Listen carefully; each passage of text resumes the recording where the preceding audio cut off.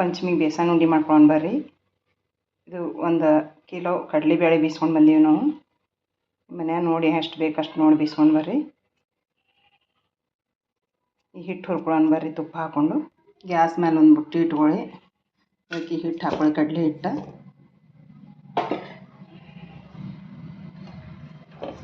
ಚಂದ ಕಾಯಿಸಿ ಸ್ವಲ್ಪ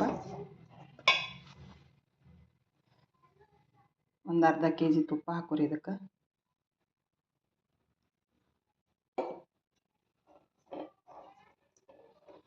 ತುಪ್ಪದಲ್ಲೇ ಹುರ್ಕೋಬೇಕಿದು ಹಿಟ್ಟು.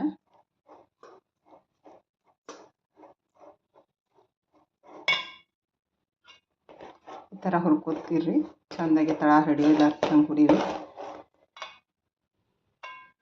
ಮತ್ತು ಸ್ವಲ್ಪ ತುಪ್ಪ ಹಾಕೋತೀನಿ ನೋಡಿರಿ. ಇದು ನಂದಿನಿ ತುಪ್ಪ, ಆರೋಗ್ಯಕ್ಕೆ ತುಂಬ ಒಳ್ಳೆಯದು ನಂದಿನಿ.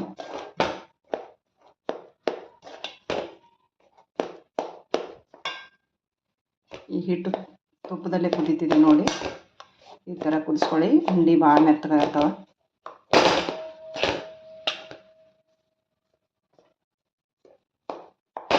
ಸಣ್ಣ ಉರಿ ಇಟ್ಟು ಕುದಿಸ್ರಿ. ಹಿಟ್ಟು ಕಲರ್ ಚೇಂಜ್ ಆಗೋತನ ಕುದಿಸ್ರಿ. ಈ ಥರ ಹಿಟ್ಟು ಕಲರ್ ಚೇಂಜ್ ಆಗೋತನ ಕುದಿಸ್ರಿ. ಕುದೀತಿದೆ ನೋಡಿ ಹಿಟ್ಟು.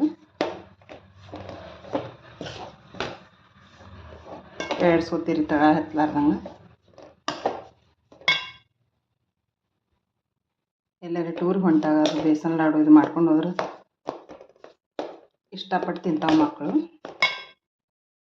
ಇದು ಹಿಟ್ಟು ಮೆಗ ಕಾಯಿಸ್ಕೋತೀವಿ. ಒಟ್ಟಾಗ ಎಡ್ಸೋದು ಬಿಡಬೇಡ್ರಿ. ಇದು ಇಲ್ಲಾಂದ್ರೆ ಹಿಟ್ಟು ಹೊತ್ತದ.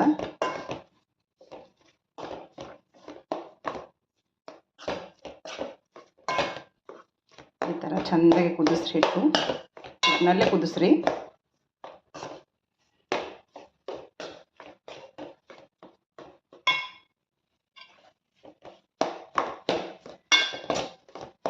ಒಂದು 10 ರಿಂದ 15 ನಿಮಿಷ ಕುದಿದು ಬಿಡ್ರಿ ಇದು ಹಿಟ್ಟು. ತುಪ್ಪ ನೋಡಿ ಹಾಕೋರಿ, ನಿಮ್ಗೆ ಎಷ್ಟು ಬೇಕಷ್ಟು. ನಾನು ಇಷ್ಟಕ್ಕೆ ಅರ್ಧ kg ತುಪ್ಪ ಹಾಕೀನಿ. ಅಷ್ಟು ಹಿಟ್ಟಿಗೆ ಅರ್ಧ kg ತುಪ್ಪ ಹಾಕೀನಿ. 1 kg ಕಡಲೆಬೇಳೆ ಹಿಟ್ಟಿಗೆ ಅರ್ಧ kg ತುಪ್ಪ ಹಾಕೀನಿ.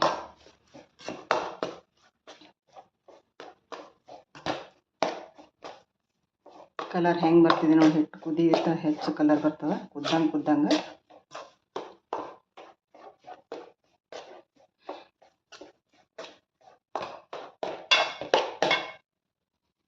ಈ ಥರ ಸಾಫ್ಟ್ ಆಗ್ಬೇಕು. ಹಿಟ್ಟು ಕುದ್ದು ಸಾಫ್ಟ್ ಆಗಿದೆ ನೋಡಿ. ಈಗ ನೋಡಿ ಈ ಥರ ಸಾಫ್ಟಾಗಿ ಕುದಿಸ್ಕೊಳ್ಳಿ.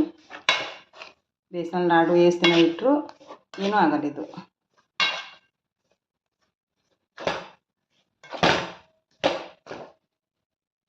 ಇದು ಹಿಟ್ಟು ಕುದ್ದದ ನೋಡಿರಿ. 10 ರಿಂದ 15 ನಿಮಿಷ ಆರ್ಲಕ್ಕೆ ಬಿಡ್ರಿ. ಇದು ಹಿಟ್ಟು ಹಾಗೆ ಸಕ್ರೆ ಹಾಕಿದೆ ಅಂದ್ರೆ ಗಟ್ಟಿ ಆಗ್ತದೆ ಅದು.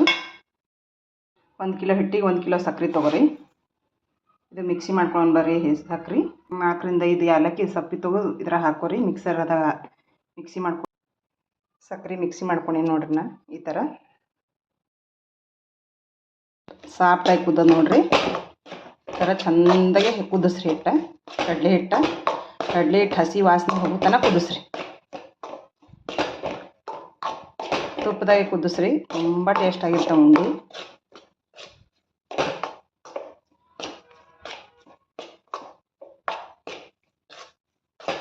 ಸಣ್ಣ ಉರಿ ಇಟ್ಟು ಕುದಿಸ್ರಿ.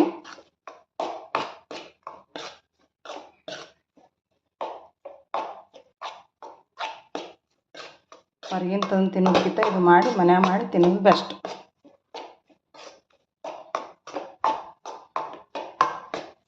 ಹಿಟ್ಟು ಸಾಫ್ಟಾಗಿ ಕುದ್ದದ ನೋಡ್ರಿ. ಇದು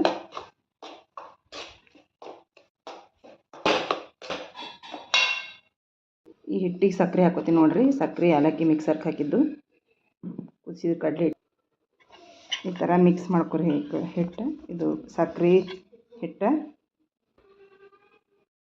ಸ್ಪೆಷಲ್ ಉಂಡೆ ರೆಡಿಯಾಗಿದೆ ನೋಡಿ.